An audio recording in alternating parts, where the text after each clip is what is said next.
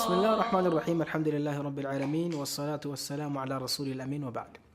30 درسا لمن أدرك رمضان مع الآيات والأحاديث. Masomo 30 kwa yule ambaye kwamba atadiriki Ramadhan, tukiangazia katika aya za Allah subhanahu wa ta'ala na hadithi za Mtume Muhammad sallallahu alayhi wa ala alihi wasallam. Alhamdulillah, tuko chini ya unwan qiyamul layl, kusimama usiku kwa ajili ya ibada. Mwezi wa Ramadhan, ewe ambaye kwamba umediriki Ramadhan, uhuisha Ramadhan kwa kusimama usiku. Kwa maneno ya Mtume sallallahu alayhi wa ala alihi wasallam, kwa hadithi aliyopokea Imam al-Bukhari na Muslim, asema man qama ramadhana imanan wa ihtisaba ghufira lahu ma taqaddama min dhanbihi.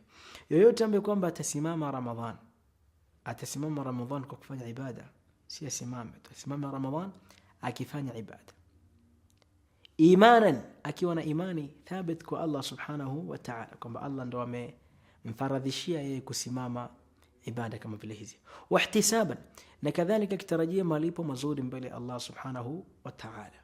Ghufira lahu ma taqaddama min dhanbi, atasamehewa madhambi yote aliyoyatanguliza. Lidhalik, ewe mbokombo umediriki Ramadhani, hii ni fursa kwako, opportunity kwako.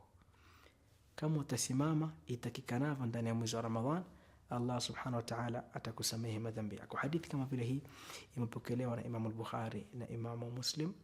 Wassalamu alaykum wa rahmatullahi wa barakatuh.